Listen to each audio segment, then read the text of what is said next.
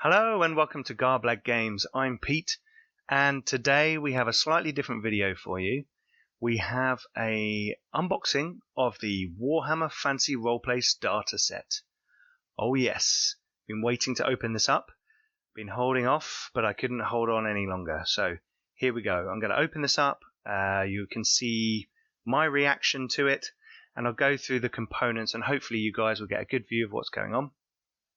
Now, normally we do mostly actual play videos, so this is my first sort of top-down proper unboxing video. Normally we do these in the studio. Comments on the setup for the video would be welcome. Nice comments, please. And hopefully this will give you good insight. Anyway, this will be a quick one showing you what's inside the starter set, and then I'll talk about possibly some of the ways I might be using it in Flint Steel Season 3, which, if you're not familiar and you've just come over to look at the Warhammer Fantasy Roleplay Starter Set unboxing, we have 2 seasons of a WFRP actual play. The first season was in 2nd edition, and the second season was in 4th edition. Season 3 will be continuing, and I'll probably be using some of the material in here, and some of the material from the up-and-coming Enemy Within campaign, Director's Cut, which looks really cool. We have a bunch of guys who have been playing together for a while. We've got an interesting party. They have lots of fun. And you can get that in podcast or video form here on the channel if you're watching us on YouTube. Okay, anyway, right, without further ado, let's turn that off. And I'm going to get round to opening the box. Now, this is always the bit where something falls over. Yeah, trying to unbox. Oh, no, actually, it's pretty easy to get into. Fairly good cellophane there. Let's remove all of that. Let's get rid of that. So here it is. Nice. Oh, nice feel to it actually. Pretty good. Make the noise. Yeah. And already we can see a little hint of things to come, where it says GM screen. So I'll try not to pop things in and out of focus too much for you, hopefully. And what I'll do is I'll just take the lid. I'm going to move that aside for now. Pop that down here with the other stuff. Already up front we can see 2 nice little dice from Q Workshop. These little bad boy. They're in a. It's been a bit hot today in the UK, and suffering a bit from the heat. Some very funky. They look quite runic, almost dwarven. Now I'm going to try and get one of these closer to the camera to see if you can see it. There you go, look. That is what you're looking at. That's a nice close-up view. Excuse my fingers. That's a really good view for you. There you go. Right, so these bad boys roll like any other. 71. Not a good roll. I'll pop those to the side for now. I want to sort of open everything up and have a bit of a look first. So, here we go. Look, we've got some nicely sealed up books, maps. We'll have a look in there in a moment. We have advantage tokens. Now, in my game, you won't need this many advantage tokens. We've decided on a limit of 4 advantage. We found that, and you can see this in our Flint and Steel actual play. We really like the advantage rules. However, we found that they can get a bit carried away, especially when you've got an unstoppable dwarven killing machine getting up to 10 advantage quite quickly and then just steamrolling through everything. Now, I know that may be what the designers were after. However, we felt it didn't quite fit with the feel of our game. But each to their own. And the good thing about 4th edition is there's a lot of flexibility built into the rulebook. A lot of optional rules, as you've probably seen. Can you see here? There's a lovely bit of the map of the Reichland, and up here there is, until that, so there's a bit of light on it, Altdorf.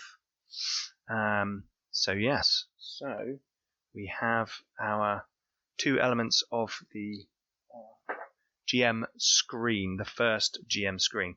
Now the advantage tokens, as you can see here, you may be able to see, let me get this a bit closer. We've got different coloured ones, so we've got red, blue, purple, etc, etc, etc, etc. So that you can have advantage tokens for different monsters, different players, and you can kind of have a little pool of them to call on each individually, which is a nice little touch. Not necessary, but a nice little touch. We'll see how that plays out in the game. We'll be using all of this now in Flint and Steel Season 3, so you should be able to see a lot of this material in use in the next season of our show. So don't forget to subscribe to the channel. We have a lot of fun playing Warhammer Fantasy Roleplay. It's a game very close to my heart. It's one of the first role-playing games I ever played with my older brothers, and we had a lot of fun. Right, let's have a look. Yes, here we go. Nice, handy. Excuse the sound of plastic. Now this looks like it's going to be the motherload in here. Let's get that off. Let's pop this down. Prepare to enter a grim world of perilous adventure. Read this first. Oh look, I've already creased something. Oh dear, Roger's going to kill me. Oh look, and this is a nice handy fold out that shows you. I'll tell you what, I'm going to turn me off for a moment there. You can see this nice handout that's got this. It lays out what is in your box. You've got your read it first, the adventure book. You've got the guide to Ebers Wieck, some nice maps, which I'm really looking forward to as a map maker myself. Character sheets, bit of a description in the middle, what it is. I assume you may have some idea already if you're watching this video and maybe bought one of these. Reference sheets, I'm looking forward to seeing the reference sheets and what they cover. Advantage tokens, which I've already discussed, and the dice. And then some handouts and the box lid, which has one or two GM screen elements on it. I think having had a very brief look at it already, I don't think it's going to go far enough for what I desire from a GM screen. The second edition screen was a very good screen, and there have been many good screen products made by different companies. So I think expectations these days are pretty high, and rightly so. So we'll have a look at that. But that's the read this first document. So let's pop that down here. Okay, and then we have a series of. Oh, I tell you what, I'll turn me off. You don't want to see me, do you? You want to see the stuff. Look at this. These are character pamphlets. So what we have here is Salundra von Drakenberg. Quotations. Don't worry, we will fix this. More is coming for us all. Might as well have a drink. A promise made is a promise kept. And for Drakenberg. And then what it has in here is all your stats and characteristics. Nice character illustration with armor points on the right locations. Trappings, weapons. And then down the left-hand side, the main elements that players will need. So we can talk about characteristics. We then have a bit about, that's gone out of focus, fate, fortune, resilience, resolve, wounds, corruption, talents, armor points and weapons, and trappings. So it gives you a little rundown of what they are. And then on the right, you've got a character background. Now this is really cool. And I'd heard about this, I haven't seen it myself. But what it has here is your character details, so your height, weight, etc. Motivation, group ties, secrets, and initial wealth. Now, with group ties and secrets, you select one when you begin playing, and I assume that's because you may not know who out of the other characters is part of your adventuring party. So, one of them, for example, group ties, select one, some, or all of the following ties to the rest of the group to choose how you wish your Salundra to act. So really to add a bit of tailoring of this kind of pre-gen character. 1. You would happily drink with Gunnar until Mansleib fell from the sky. 2. Molly is your best friend in the world, and you will do anything to protect her. 3. You have grown to implicitly trust Ferdinand. 4. You feel personally responsible for Amris's safety. 5. It's important to help Elsa see there is more to life than Sigmar. So interesting. Each one of those things relates to one of the other pre-generated characters, and therefore, depending on who's in the party, you can have different group ties, or you can ignore those and sort of do something yourself. So there's Salundra von Drakenberg, who is a human soldier. Elsa Sigloben, who is a human witch hunter. Ooh. Amris Emberfell, who is a high elf merchant. Let's get that in shot. Yeah, good look at that. And you've got all the skills, all the basic skills, and it gives you a few words about what you can use it for. So climb, scale surfaces, cool, keep in control, consume alcohol, tolerate alcohol. A bit of an obvious one, that one. Dodge, avoid things. Just a nice touch to give a newbie, someone who's never played role-playing or Warhammer Fantasy Roleplay before, a good idea of what their character can possibly do. So there's Ferdinand Gruber, who is a human wizard. He looks quite sickly in his photo. They're really good pictures. That's why I thought it was a photo. Morella Brandy Snap, halfling thief, Molly, and Gunnar Rolfsson. Oh, that's interesting.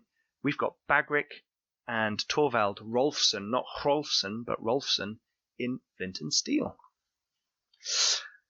Right, we've then got some nice maps. Ebers map and the surrounding area. Very nice on thick card stock and nicely printed off. Here is the Duchy of Ubersreich, as you can see there. Yeah, great. And then on the other side, another map of Ubersreich. I assume... Ah, right. So this one looks like it's for the players, and it has the different precincts and quarters and the general layout of buildings. This one, however, is the same map, but it has the legend for all the locations and where they are throughout the city. So you've got two versions of the same map.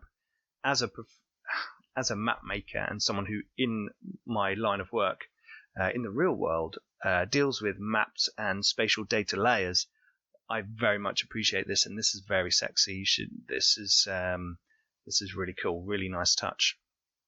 Okay, we've then got some reference sheets. We've got the conditions reference sheet, a bit bright there, and an introduction to Ubersreich and the Empire. Interesting combo on that one. Tests reference sheet. These are handy. You can be passing these around the players at the table, who, if they haven't played before, or if they just want a refresher on things. So I would definitely use these in Flint and Steel. I love reference sheets. Attributes and skills reference sheet. Maybe that side slightly less useful because we're more experienced with the system and the characteristics and the terminologies. But this side, the test reference sheet, I think will come in handy. And then injury reference sheet with criticals. So this looks like we've got a shortened, abridged version of the critical wounds from the main book. Sorry, the camera's popping in and out a little bit there. I think it's trying to focus on everything at once. It's too bright. Let's bring that closer. There we go. Critical wound table, you see.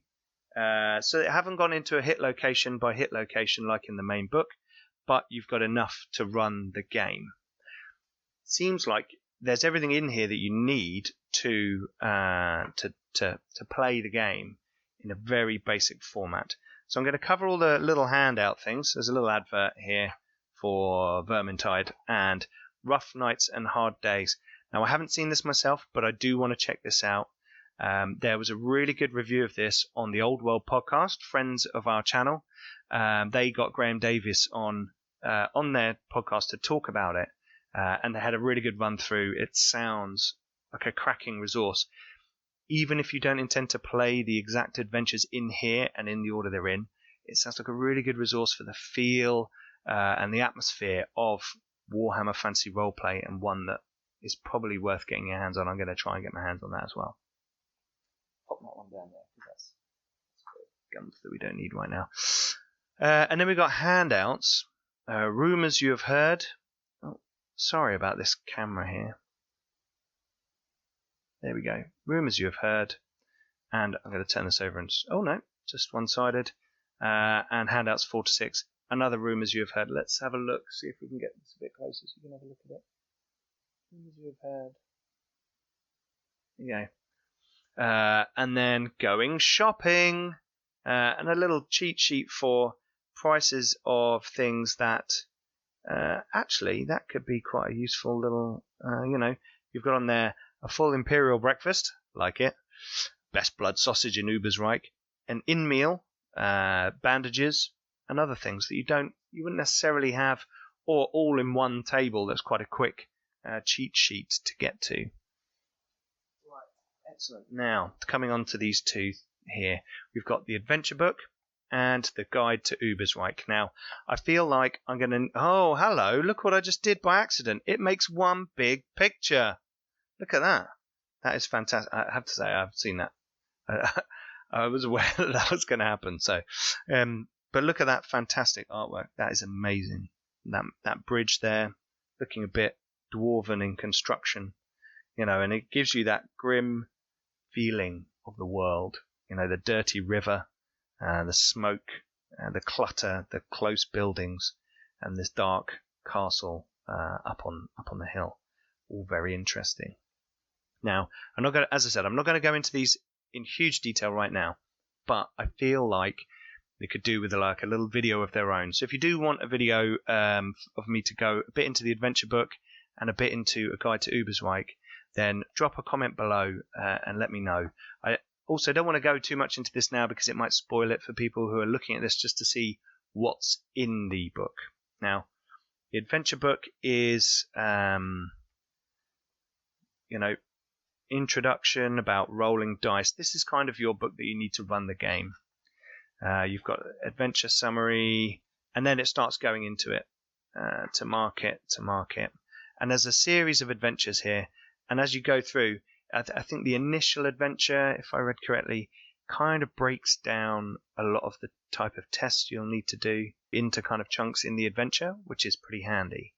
And you will find that at parts it'll say combat, and it'll give you a little rundown of how to do combat.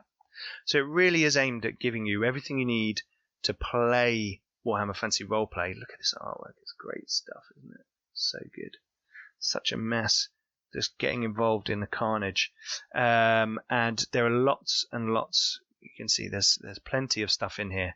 Part 4, Troubled Town. Look, cool gangs of dwarves and things. Let's have a look.